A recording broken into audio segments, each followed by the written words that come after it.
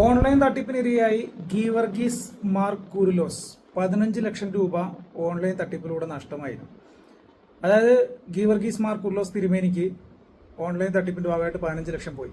തിരുമേനിക്ക് മുംബൈയിൽ നിന്ന് ഒരു കോള് വരുന്നു. CBI ഓഫീസറാണെന്ന് പറയുന്നു. നരേഷ് ഗോയൽ എന്ന ആൾ ഉൾപ്പെട്ട കള്ളപ്പണം വെളുപ്പിക്കൽ കേസിൽ താങ്കളുടെ പേരും ഉണ്ട്, കേസ് ഒഴിവാക്കണമെങ്കിൽ പിഴയടക്കണം എന്ന് പറഞ്ഞിട്ട് അപ്പം തന്നെ ഗീവർഗീസ് തിരുമേനി 15 ലക്ഷം രൂപ അവർക്ക് അയച്ചു കൊടുത്തു. അല്ല, എനിക്ക് മനസ്സിലാവാത്തൊരു കാര്യം, നമ്മൾ ഉൾപ്പെട്ടിട്ടില്ലാത്ത ഒരു സാധനത്തിൽ നമ്മളെ പേരുണ്ട് എന്ന് പറഞ്ഞു കഴിഞ്ഞാൽ നമ്മൾ അപ്പം തന്നെ പൈസ എടുത്ത് കൊടുക്കുമോ? ഈ 15 ലക്ഷം രൂപയൊക്കെ ഒന്നും രണ്ടും അല്ല, 15 ലക്ഷം രൂപയാണ് തിരുമേനി അയച്ചു കൊടുത്തത്.